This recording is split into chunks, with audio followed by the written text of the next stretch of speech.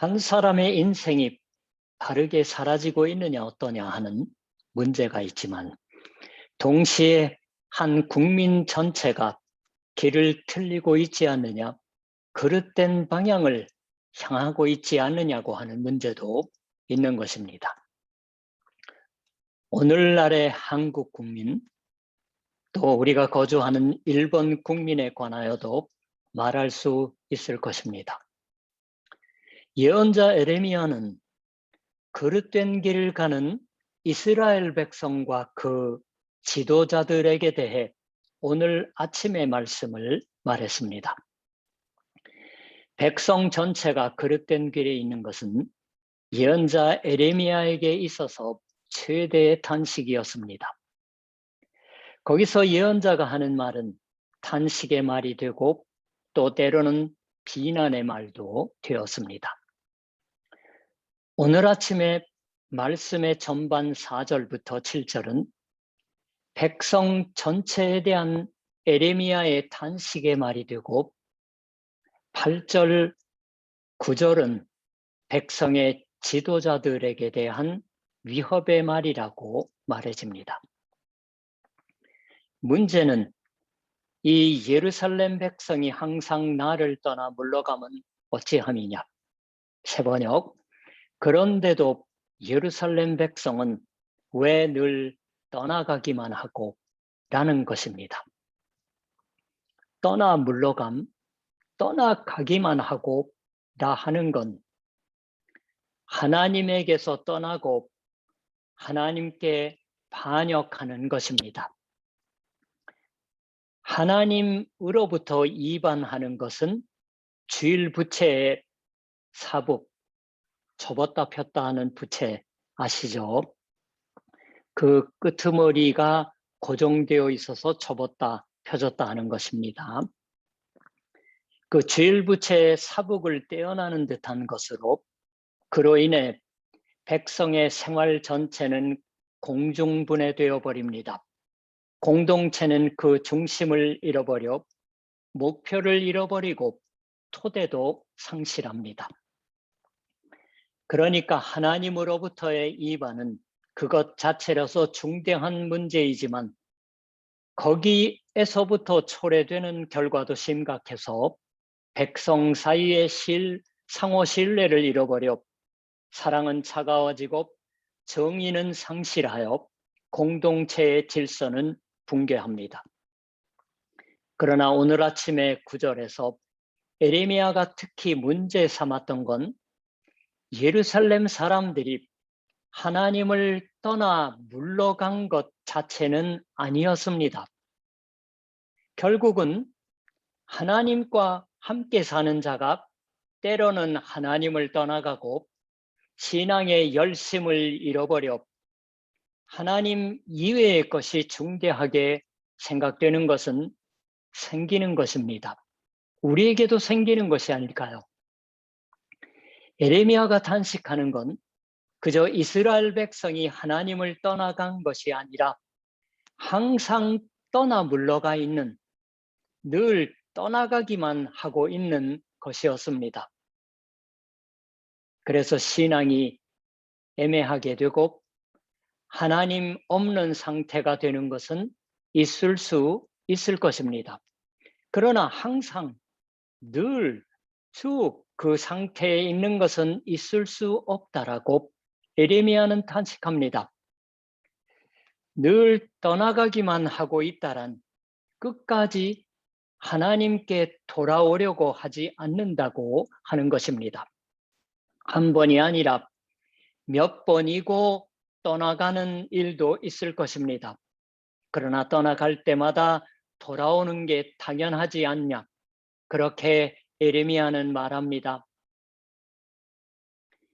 여호와가 이렇게 말하신다고 이야기하고서 에레미야는 하나님의 말씀을 전했습니다. 사람이 엎드러지면 어찌 일어나지 아니하겠으며 사람이 떠나갔으면 어찌 돌아오지 아니하겠느냐. 통상적인 인간은 엎드러질, 즉 넘어질 적이 있는 법입니다.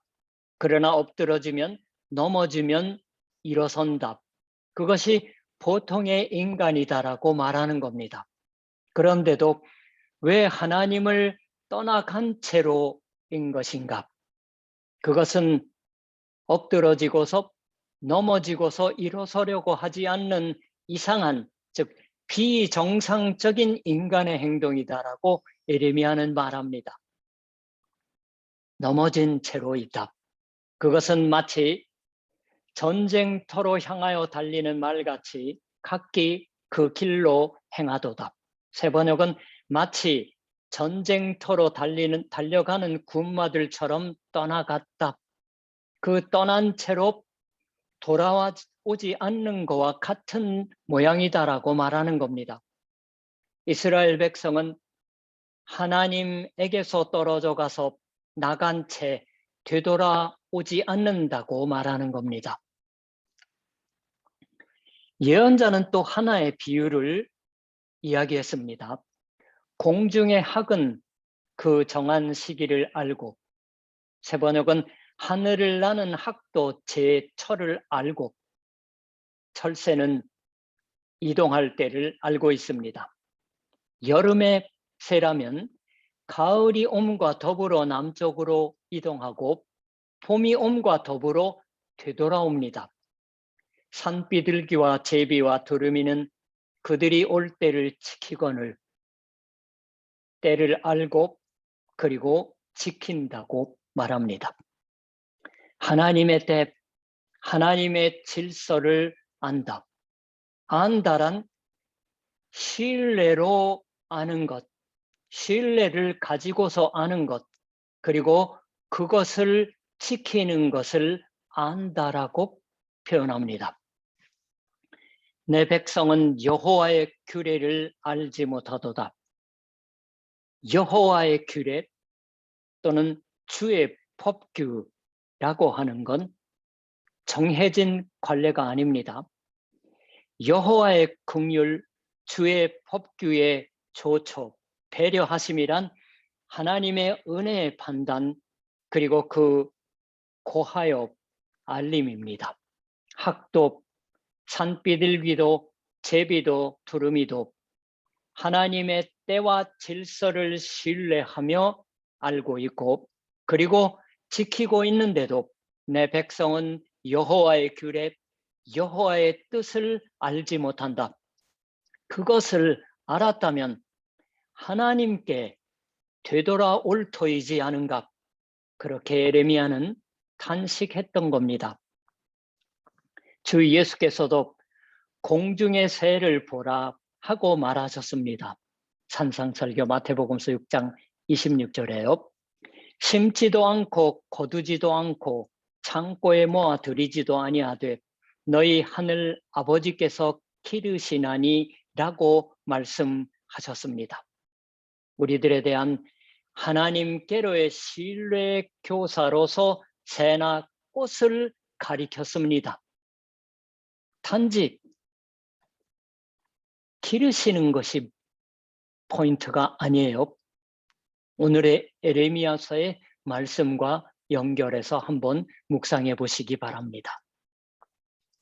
예레미야는 여호와의 규례를 알아 그로 인해 살고 있는 새 모습을 가리켜서 하나님께로 되돌아오려고 하지 않는 이스라엘 백성의 비정상을 탄식했던 겁니다. 이스라엘 백성에게는 지도자들이 있었습니다. 그들은 지혜롭다 하는 자라고 말 듣고 있었던 듯합니다. 그들의 말이 인용되어 나옵니다. 우리는 지혜가 있고 우리에게는 여호와의 율법이 있다.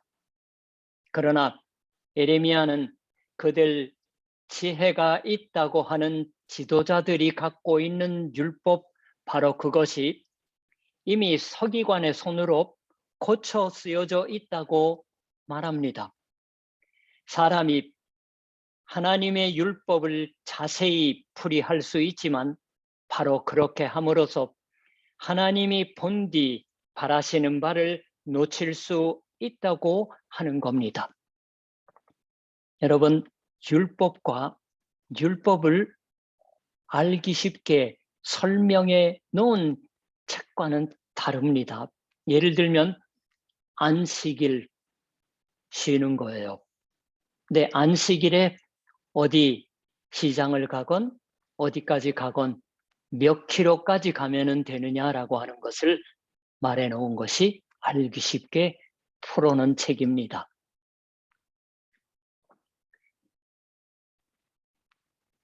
사람이 그렇게 풀어 놓을 수 있지만 바로 그렇게 함으로써 하나님이 본디 바라시는 바를 놓칠 수 있다고 하는 겁니다.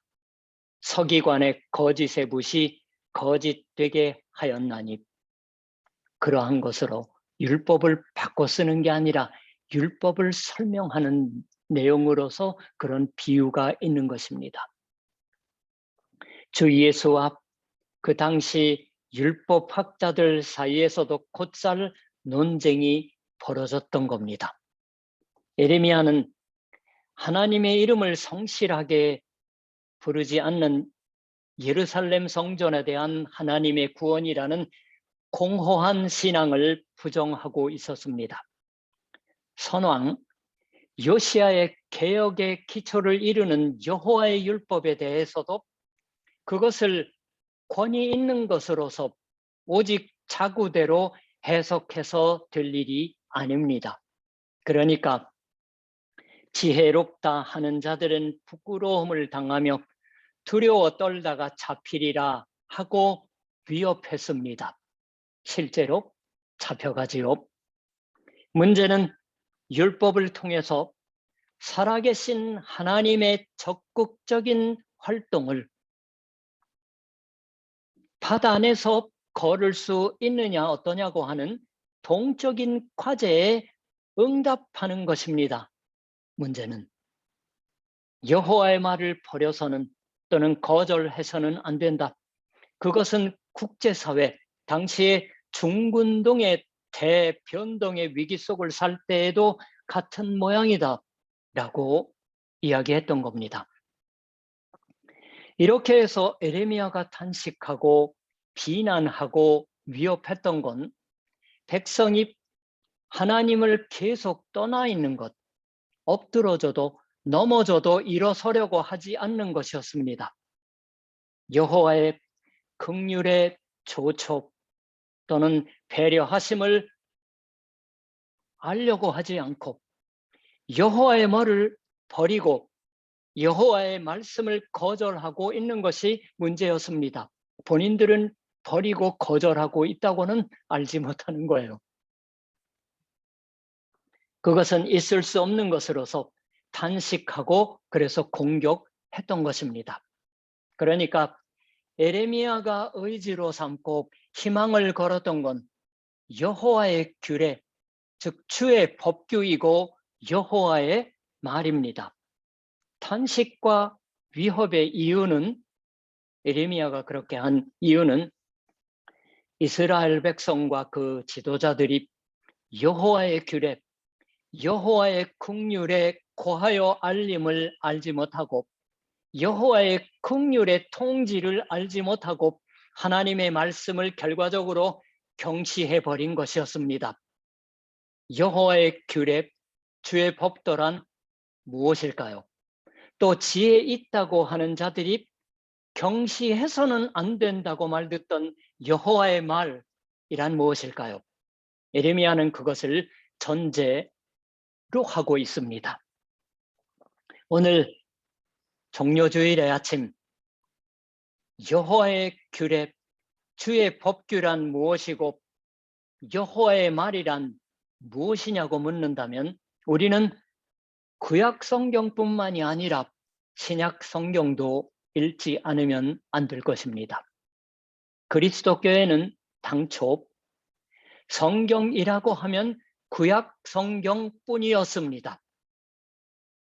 신약 성경의 27권이 거의 현재의 형태로 정경으로 삼아졌던 건 기원 4세기경의 일입니다. 그러니까 교회의 성경으로서는 구약 성경뿐이라고 하는 시기가 제법 오래 계속되었을 터입니다. 그러나 그동안 안에도 사도들의 편지가 돌려가며 읽혀지고 복음서들이 돌려가며 읽혀지고 예배에서는 사도적인 신앙에 의해서 구약 성경이 읽고 해석되었습니다. 누가복음서 4장에는 주 예수가 있으셨던 예배의 모양이 전해지고 있습니다. 나사렛의 어느 안식일의 일입니다.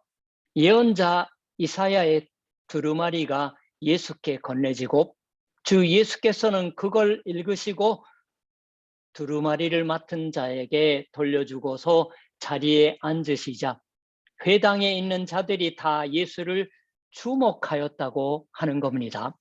거기서 예수는 이 성경 말씀이 너희 듣는 가운데에서 오늘 이루어졌다. 이 글이 오늘 너희 귀에 응하였느니라 고 말하기 시작하셨다고 합니다. 그리스도 교회의 예배의 근본이 거기 보여지고 있습니다.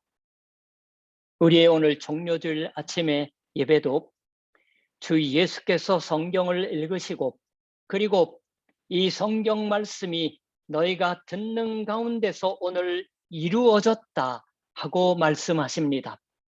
그 주 예수의 말을 들어야 되고 들어야 하지 않을까요? 그것이 그리스도 교회의 예배일 것입니다.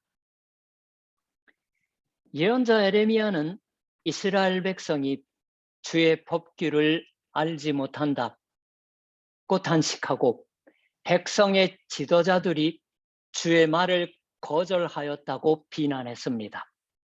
이스라엘 백성을 일어서게 하고 다시 한번 하나님께 돌아오게 한 건 여호와의 규례, 주의 법규이고 여호와의 말입니다.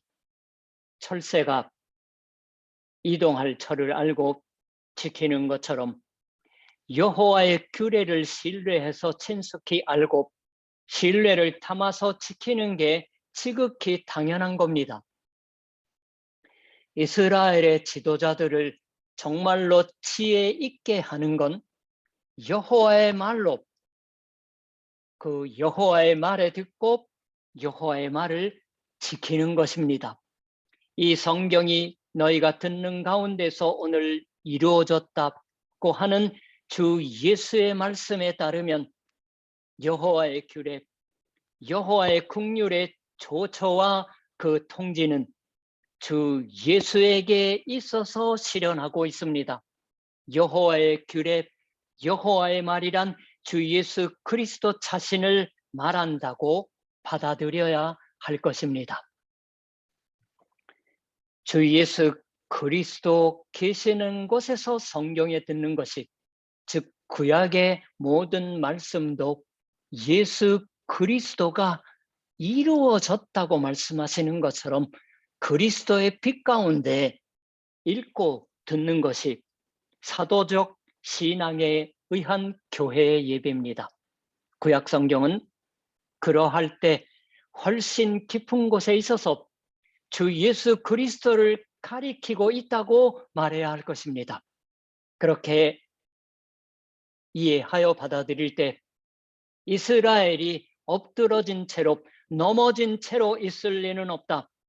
아니 그렇게 있어서 좋을 리가 없다고 하는 에레미야의 말도 한층 깊이 이해할 수 있는 게 아닐까요? 우리의 신앙이 쇠약해지고 하나님 이외의 것에 휘둘러지는 일이 있다고 해도 그러나 언제까지나 그렇다고 하는 것은 있을 수 없는 일입니다. 왜냐하면 여호와의 규례를 알지 못하고 있다든가 하나님의 말을 버리고 또는 거절하고 있을 수는 없기 때문입니다. 여호와의 규례란 주의 십자가이고 여호와의 말이란 주의 십자가의 말이기 때문입니다. 통상의 인간이라면 넘어졌을 때 일어서고 학도 제철을 알고 있는데 하물며 여호와의 규례, 여호와의 긍휼의 조처가 주 예수 그리스도에게 있어서 나타내 보여지고 성취되고 있고, 그래서 여호와의 규례가 주의 십자가이고 주 예수 그리스도가 하나님의 말씀이라면, 요한복음 1장 1절 기억하시죠? 태초에 말씀이 계시니라. 이 말씀이 하나님과 함께 계셨으니 이 말씀은 곧 하나님이시니라. 하나님의 말씀을 거절하고서 하나님께 돌아오지 않겠다고 말할 리는 없습니다. 같은 에레미야서 8장의 뒤쪽에 길르앗의 유향 얘기가 나옵니다. 22절입니다.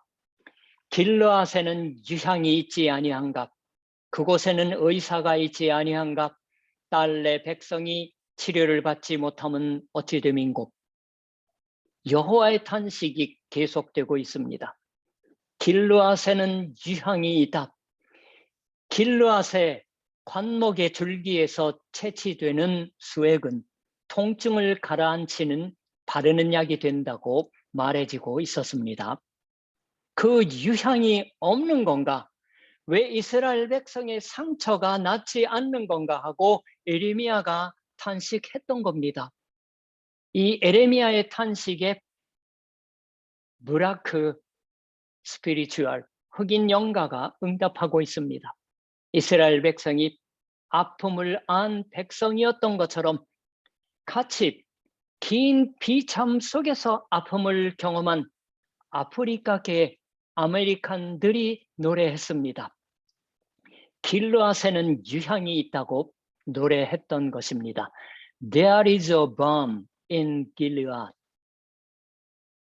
홈페이지 설교 본문을 보시다가 파란색을 클릭하시면은 유튜브 영상이 나옵니다. 첫 번은 합창단의 자막이 영어 자막이 나오고, 그리고 두 번째 제시 노만하고 제시 리바인 두 사람이 부르는 거예요. 압권입니다. 은혜 받아서. 강조되고 있는 건 기적도 부활도 아니라 예수의 죽음이고 거기 나타난 예수님의 사랑입니다. 가사의 대강의 뜻을 번역하면 이런 느낌입니다.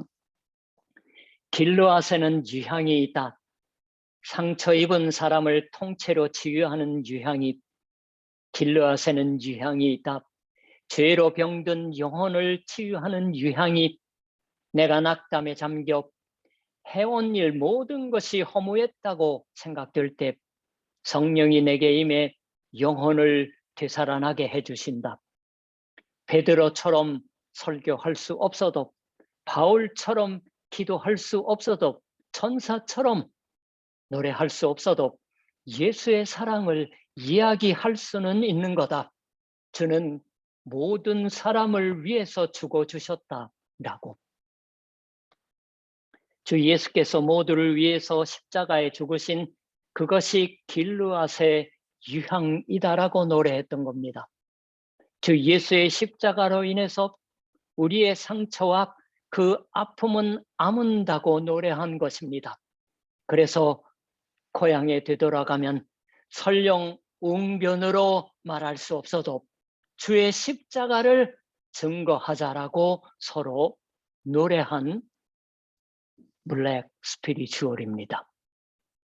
여호와의 말이란 주의 십자가의 말씀입니다. 누가 그것을 거절할 수 있을까요? 아무도 거절할 수는 없습니다. 여호와의 규례, 여호와의 말은 주의 십자가입니다. 그것을 모르는 채하고 끝낼 수는 없을 것입니다. 주의 십자가에 주의 말과 그리고 주의 규례를 아는 것이 우리를 다시 한번 일어서게 해줍니다. 그리고 하나님에게로 돌아가게 해줍니다. 무엇이 제일 중대하고 무엇 때문에 사는 건가를 알 수 있게 해줍니다. 계속되는 코로나로 상처 입은 마음이나 몸의 아픔도 가라앉혀 줍니다. 주께 일어서게 함 받아서 한 주간을 같이 걷는 우리이고 싶습니다. 기도하겠습니다. 하나님, 만군의 주요, 우리 주 예수 그리스도의 아버지시여, 오늘 종려주일 아침 에레미야의 말씀을 통하여서, 아니 예수 그리스도의 십자가의 말씀에 비추어서 선명하게 드러난 예언자 에레미야가 이스라엘 백성과 그 지도자들을 향해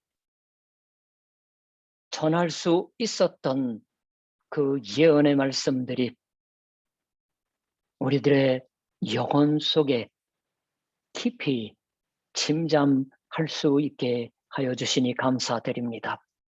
하나님, 내일부터의 고난 주간을 지내면서 말씀과 더불어 하루를 시작하며 그 말씀에 힘입어서 우리의 지친 마음과 몸을 되살아나게 하여 주시며, 그리고 우리가 무엇 때문에 살아가고 있는 것인지를 새삼 감사하고 그 은혜에 하나님 찬양으로 우리 이웃들과 더불어 기쁨을 나눠 가질 줄 아는 이 한 주간이 되게 하여 주시옵소서. 예수님의 이름으로 기도드립니다. 아멘.